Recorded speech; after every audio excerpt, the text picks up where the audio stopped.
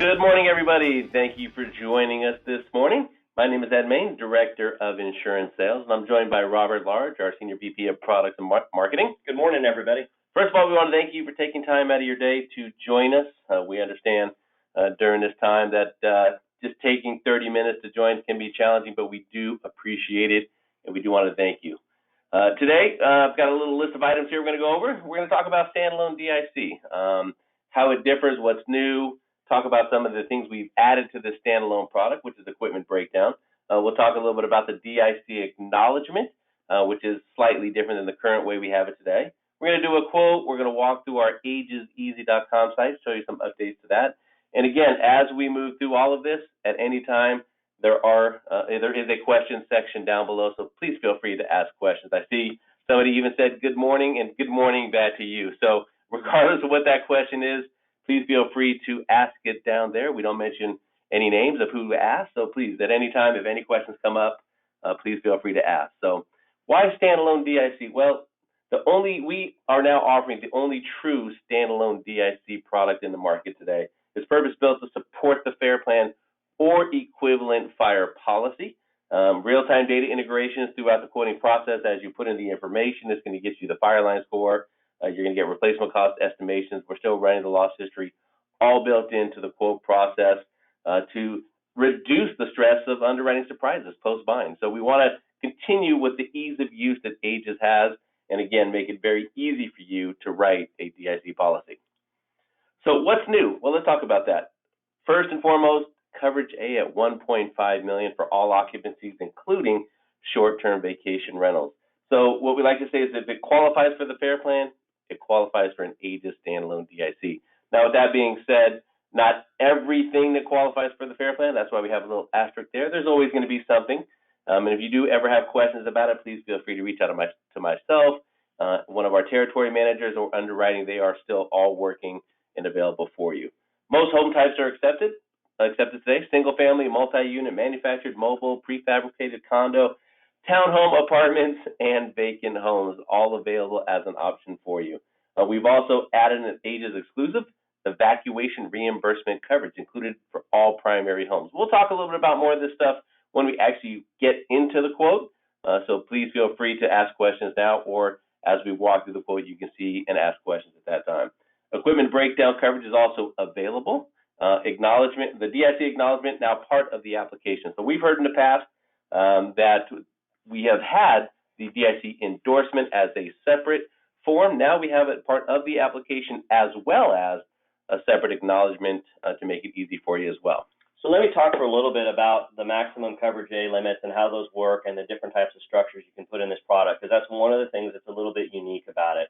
First of all, the way our system works is on your maximum dwelling limit, we look at a maximum coverage A or dwelling limit of $1,500,000.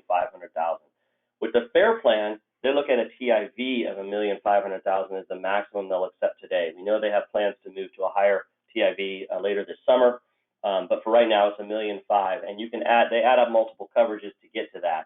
You could theoretically put all of the coverage into your coverage A on a FAIR Plan, and so for that reason, we max our max coverage A at $1,500,000.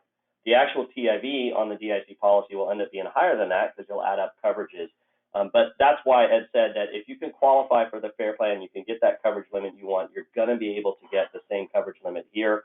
And in fact, your TIV could end up being slightly higher here because we're looking at a max Cov A, not a max TIV. All right, thanks, Robert. Also, another question came in. Will we be able to email this PowerPoint after the webinar? Absolutely. So everybody that attends today will receive a copy of this as well as some additional information, including this equipment breakdown we're going to talk about here in a moment. So you'll get an email from us, including 3 different things. And like I said, we'll get to that here in just a moment. But Robert, you want to talk a little bit about equipment breakdown? Yeah, I'll talk about that. And I think there was a question real quick about home types. So the DIC3 policy type, and we'll talk more about the different policy types as we get into the quote, will support mobile and manufactured homes as well. So those coverage limits that I just talked about would apply to those types of risks as well. So equipment breakdown coverage, one of the things we also wanted to do with a standalone product is rather than having just a stripped down kind of bare bones DIC policy, we want to let customers that are getting a FAIR Plan or equivalent policy and a DIC policy still get the benefits of a more robust, traditional, full-blown homeowners policy that become more and more common these days, is equipment breakdown coverage. To our knowledge, this is not only the only standalone DIC program, it's the only DIC that features an equipment breakdown coverage option.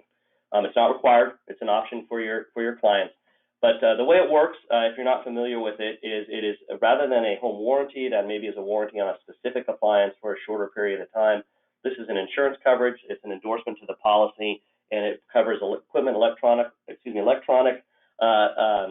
or mechanical or pressure systems breakdowns to most of the appliances and systems throughout the home. We have a whole bunch of material that we put on our website, and we'll show you that in a minute to help bring you and your clients up to speed on it. But this could be things, smart homes are more prevalent these days. That smart home area network, and all those devices that you put into your house to kind of smart enable it, those can all be covered as under equipment breakdown. Traditionally, people think of air conditioners, furnaces, refrigerators. Yes, those can all be covered as well.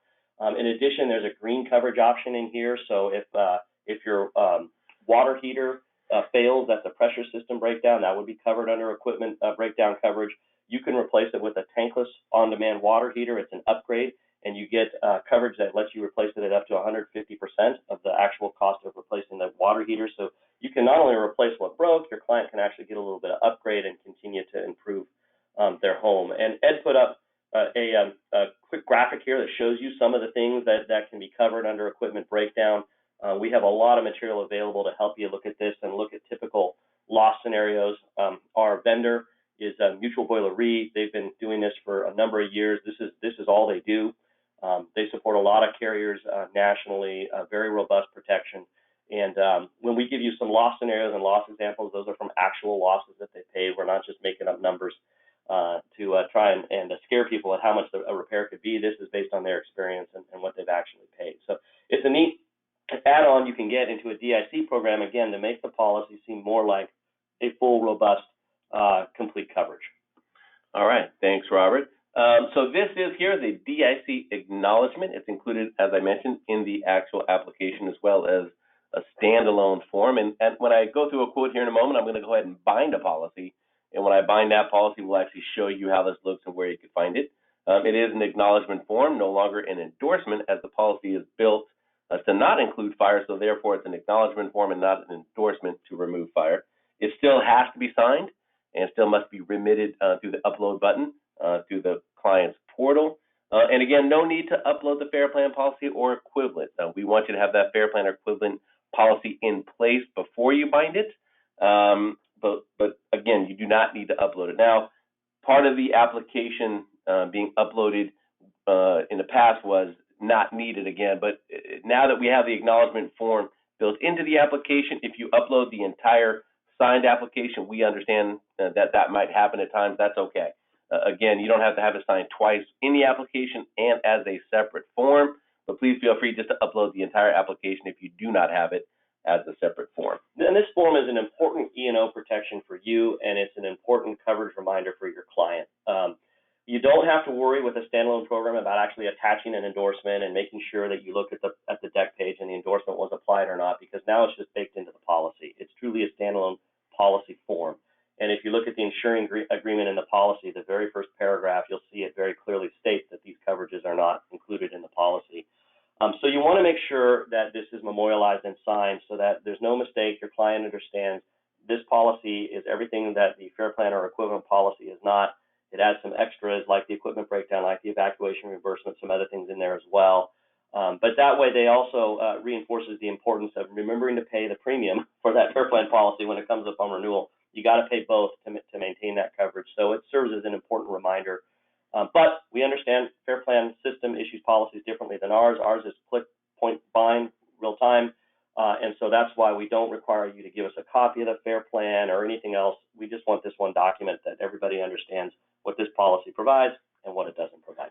A quick question came in asking kind of the way we're going to write this. And I'm going to show you here in a second once we get into the quote. This is no longer an endorsed HO3 or DP3 quote. It is its own line of business. So once you put the zip code in, and you will see the line of business to the right, DIC will be the line of business that you will now go. So you no longer need to do a quote under HO3 or DP3 based on occupancy or type. You will now just do it under the standalone DIC policy. All right, we've got a couple more questions coming in. Give us a quick second here. So I'm going to go ahead and bounce over to a quote here. Well, while you're doing that, let me talk about a couple more points, and I see a couple questions coming in here relative to existing quotes and things like that. So the way this works is going forward, starting today, moving forward, when you want to quote a DIC policy, we want you to select the DIC line of business that Ed's going to select. That should be for all your quotes going forward. The existing HO3 and DP3 endorsed policies, those programs are still available today so that you can close out your existing quotes. But please be aware that at some point they will go away, so we want you to not put new quotes into it. Those are just there so that you can close out all the existing quotes, and they will disappear in the weeks ahead. I'll pause on that. Let Ed talk about the website here for a minute, and we'll come back to the product. All right, so this is our AegisEasy.com site. So I'm going to go back home here and guide you through it. So when you start on the AegisEasy.com site, you will see the Easy come up. We've got our product guides right here. You can run your mouse over producer resources, product guides. I'm going to start here on the product guide and go to difference in conditions. That will take us to the page here that I just had up. Again, we have a digital brochure. If you click on that, it will take you to a 2-page brochure that now shows the coverage options under this standalone DIC. We also have the program guidelines here. If you'd like to look at that, they're available as a download. Here we have, again, little links you can open up and go over the coverage highlights, equipment breakdown coverage. I'll show you that here. We're going to take you to this learn more here in just a second. And we also have links, and this takes you to the new broker sign up for Fair Plan, also existing broker login to make it easier for you. So if we go to the equipment breakdown, so come to this page and you can get a link to log into our site. You also got a link to log into the Fair Plan site all in one spot. Absolutely. So here is now our AegisEasy.com equipment breakdown page. Again, some facts on the equipment breakdown with some loss examples. And then a little bit of video here that you could play. It's real quick, very informative that you can show to clients as well or forward to them. Secondary homes, yes, we do allow for secondary homes. We call them seasonal homes. That is an option under the occupancy type. If you want more typical loss examples, though, there's more of them here than there are on the brochures. The DIC brochure, by the way, if you download it, you can type in your agency information on the back, on the bottom, and then it'll save that, and so you can print it that way or you can email it to clients. So that's available for you as well as a marketing tool. I know we're in a non-contact environment these days, so we wanted to make sure that you have some tools that you can download, push your info into, and send it off via email. Question, will existing username and passwords work on this new site? Absolutely. So This is just a new line of business. Everything is still the same when you log in. All right, so enter the experience. So this is, again, a link from our equipment breakdown site. You can run your mouse over some of these little items here. It tells you kind of what's covered and what's not. What I'm going to do is hit the power surge button on the top left, and just imagining a power surge was to happen. Look at the interactive smoke, lightning, everything is breaking, and it kind of shows you here in just a second once it's done going through this, the coverages that are available. And there you go. So again, there's some information for you to see. Again, this is from our AegisEasy.com website. I did mention that you should quote new policies in the new DIC line of business. You can close out existing quotes in the DP3 or HA3 programs that you're used to. In terms of converting policies, absolutely, if you would rather write a customer into this program, you can do that. Our system doesn't have a way to do that for you automatically right now. You'll need to just put in a new quote in the DIC line of business. But if you want to take advantage of the new coverages and things like that, by all means, you can do that. We may come up with a way here down the road. We're evaluating it right now to make it easier to just convert the policies into the new DIC program. We just haven't crossed that bridge yet. We wanted to get this out to the market first and then circle back to the existing business. But in the meantime, we will offer renewal on all the existing DIC policies where they are. We're not going to non-renew people because we have a new program. We're not going to force people to move. But by all means, if you want to move your client, you're free to do so. All right, so here, once you log in, we're inside of our demo site, but it is still the same. Once you put the zip code in, you now will see the line of business. As you can see, there it is, DIC. So all DIC quotes going forward should be done under this line of business. So I'm going to go ahead and start a new quote. I'm going to move through this quote fairly fast. I'm going to assume most of you have done quotes with us in the past. So I'm going to go ahead and just move through the information, highlight the key differences on this new program. While it's talking, I'm going to talk about the policy types. So there's 3 new policy types: a DIC3, a DIC4, and a DIC6. Those most closely translate to an HO3, HO4, and HO6. So if it is a single-family home, townhome, mobile home, manufactured home, you name it, you want to use the HO3 or DIC3 policy form. That's the default one. By far, most of what you quote, that's what you're going to want to use. Again, that's single-family home, dwelling fire, even mobile, manufactured, that type of stuff. HO4 is for a renter. It really is if you are in an apartment and you're a renter and you want a DIC to protect your stuff more. And the HO6 or DIC6 is your condo equivalent, where you're in a unit. So by far, most of this is going to go under the HO3 line, and that is the default selection. All right, so effective date of this program is now. We are live as of Monday. So great question. You can go ahead and quote and bind today. So this home here that I ran, and it does have a replacement cost of 1.3. So go ahead and click done. Take us right back into it. Dwelling value now comes up with the difference of condition that is applied. So this policy does have the difference in condition policy instead of endorsement applied. So again, this is acknowledging that this is a difference in condition policy. Wildfire score is the 6N, so it does automatically indicate that. Now, if you get a score that does apply less than a 1 and you get a 0, it will not allow you to move forward. So essentially, any risk that has a fire line score is going to be eligible for the DIC policy. If it has a score of 0, you should be writing it into either the HO3 or the DP3 or DP1 product. And the replacement cost for mobile home is at $1.5 million. Manufactured mobile is at 1.5. I see a few questions coming in regards to that. So it is no longer the maximum of $200,000. This program alone is designated up to that $1.5 million. Here you'll see also under the occupancy type, tenant, owner, seasonal, which we, secondary, we count as seasonal, vacation rental, and vacant. Probably the easiest way to think of it is if you've got a tenant in an apartment or you got a condo owner, then you want to select the HO4 or HO6. Everybody else, every other structure, every occupancy, you're going to want to stick with the default HO3 policy form. All right, so here under the coverages, I'm going to go ahead and click difference in condition acknowledgement. It will not allow you to move forward unless you do that. As you can see, please select that option. So click there and move forward.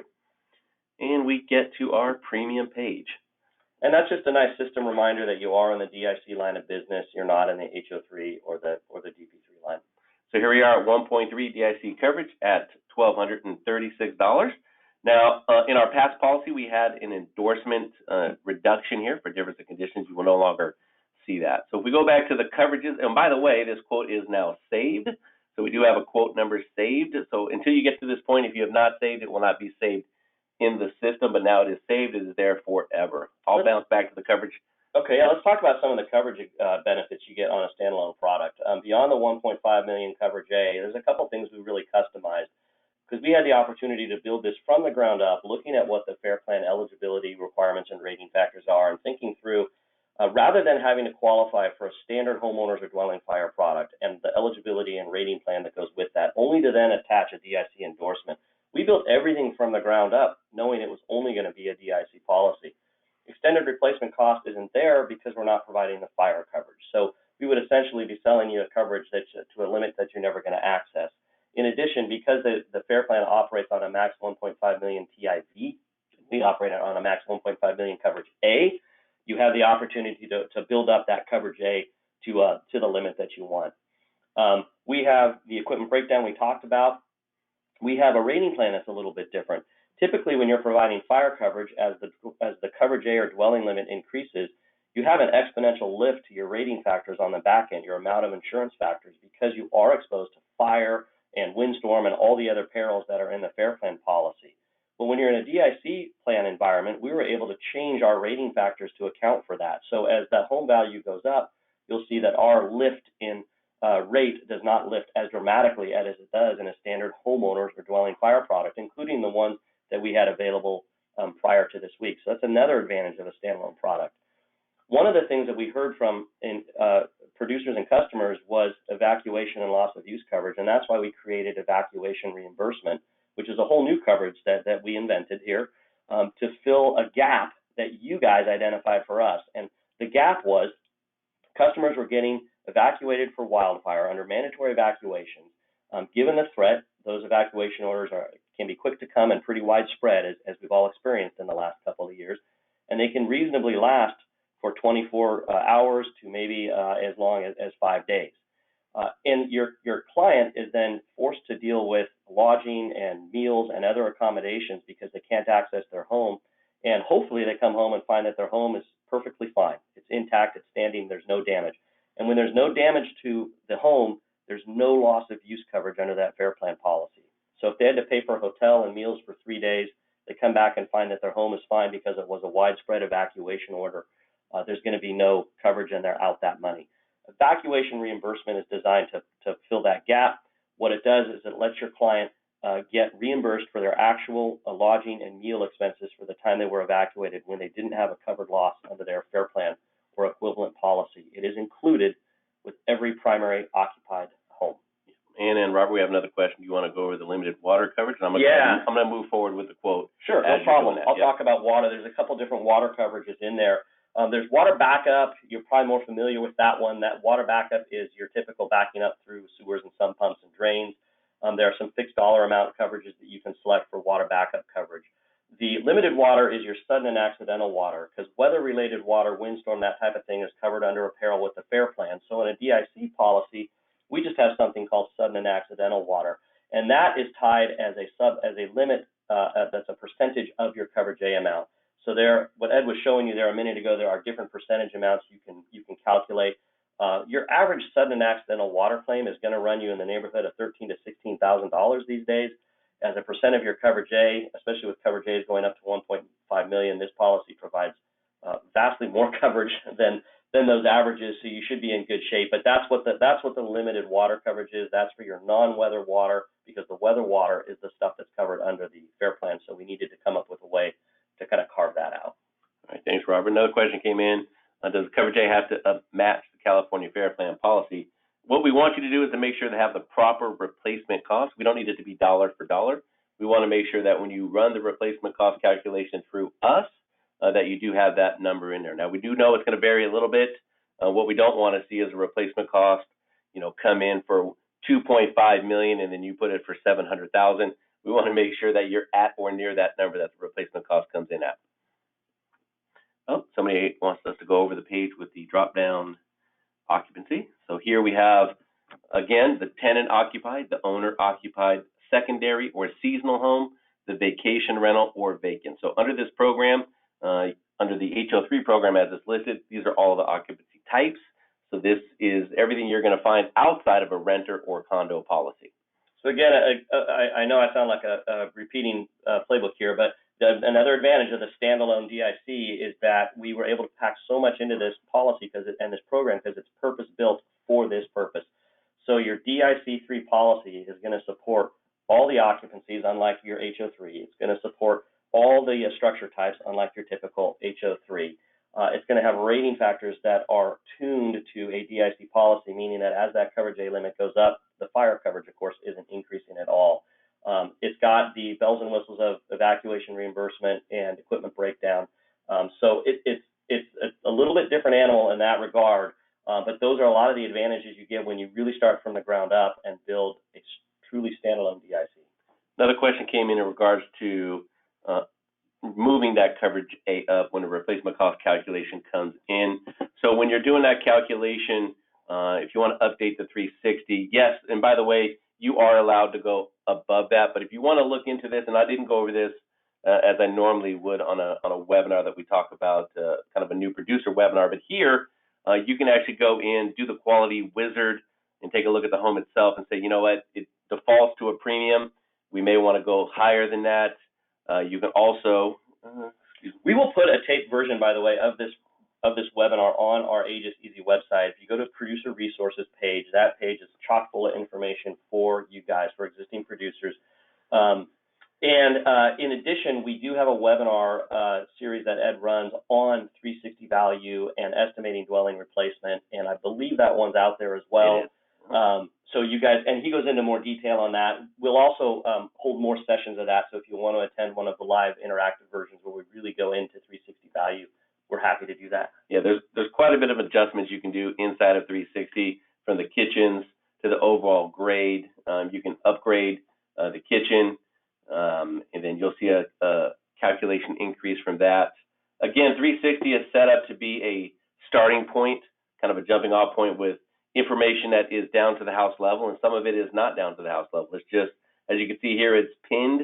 If it's pinned, it's down to the house level, so we know it was built in 2016 with 3,905 square feet. But some of the other stuff is not pinned, so maybe we need to make some of those changes. Again, those are updates and additions you could do as you go through the replacement cost calculation. So we do allow you to step through 360 value. It's embedded into the quote. You can use that as the basis for the establishing the coverage A limit. You can do a provide your own value. You can manipulate 360 value if you want to make sure the fair plan coverage A and the DIC coverage A match exactly. We don't have a way to validate that. We don't necessarily check that, but we do look and evaluate every home. We do inspect and ensure that we agree that the dwelling value that was established, that we think 360 value was used properly. And if we think it's off, we will advise you and your client. There's a pretty wide tolerance when I say off, 30 to 20% above and below. But you do want to get them insured to the 100% of their replacement cost. As I mentioned, the sudden accidental water limit is a percentage of the coverage A. So that limit, that available coverage limit goes up and down based on the coverage A limit. And you want to make sure that they're going to have that full coverage limit available to them. We do think that now that we've got the limit of 1.5 million, there's a lot less pressure. This will accommodate much higher homes. If you have folks and clients insured under our existing HO3 or DP3 products that you think are really pushing up against what was the $800,000 limit there, and you want to revisit them getting a little more coverage A, quoting them in the DIC business is the way to go. And that'll be the easiest way to make sure you can give a little extra buffer on that coverage A limit, and then you'll get advantage of the extra rating and coverages that come in here. Like I said, you don't have to move them, but you certainly can. That's probably going to be one reason to look at it. If you have customers near that kind of $800,000 mark in our current products, you might want to evaluate that. Just run them through DIC, and the first couple screens you'll go through 360 value and see what that comes up with today. 360 value is updated periodically, so just because you quoted them and placed the business a year ago, you might get a different and higher coverage A limit today. So here you'll see we do have the alert letting you know to submit that difference in condition acknowledgement. Another question came in regards to evacuation reimbursement. We do default it to $500, which gives a premium credit. If you put it at $1,000, it's included. So that's a quote that came in there. I'm going to go ahead and bind this policy now, and we'll review some of these additional questions that have come in here.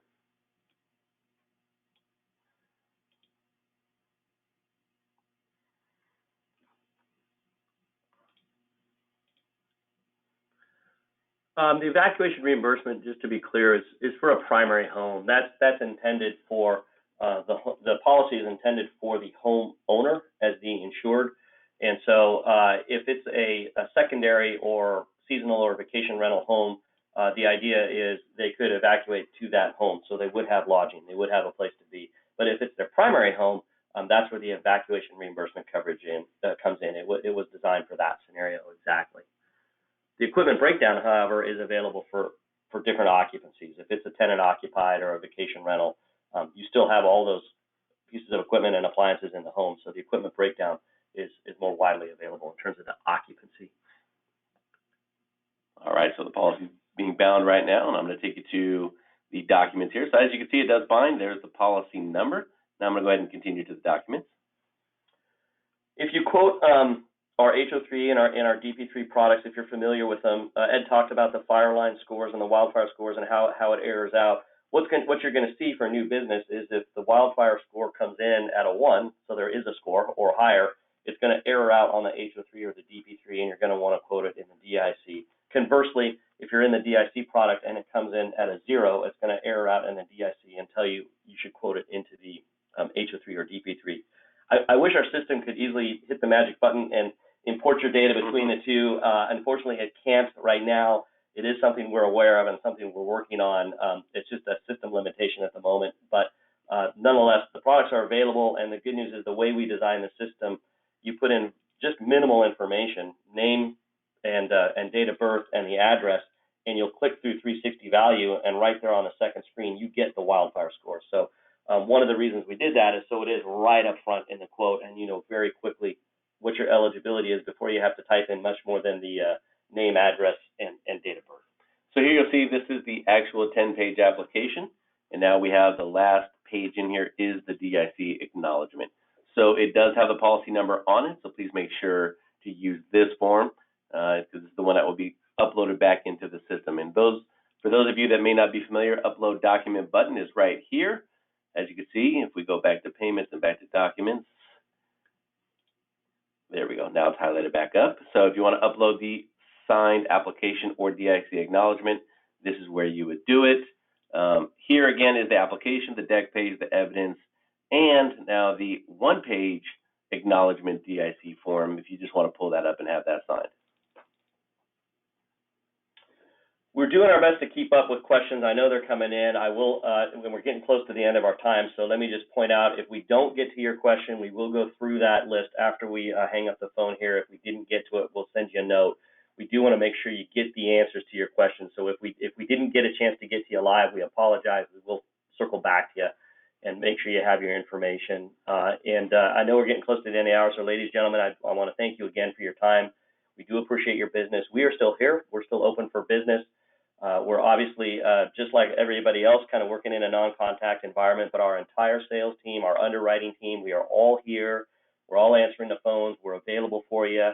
We'll have this webinar on our site within a couple of days so you can view it recorded, and we'll hold additional sessions. I think, Ed, you have one scheduled next week. Next week, yep. The 360 value estimating replacement cost webinar is out there. We'll hold that again live as well. So we'll continue to hold a series of webinars a couple times a week and make sure that we're here for you. But our sales team, everybody is there. The folks that you're used to having knock on your door and come visit you are still out there and available for you. So anything we can do to support you and help you out as we kind of work through this sort of strange time, we will do it. We want everybody to stay safe, and we certainly appreciate that. Ed? Yep, thank you guys very much. I do see a lot of questions have come through that we have not had a chance to get to. Some of them are a little bit individual that kind of require more of a one-on-one conversation. I'll definitely, myself and Robert, be reaching out to you after this is over. Again, we're going to send you out some documentation on the evacuation, on the equipment breakdown, as well as a PDF of this flyer, as well as the new DIC brochure. So again, we want to thank you for taking time out of your day. And again, please reach out if you have any questions, and we'll be reaching out to some of you that we did not get to the question. So again, thank you very much.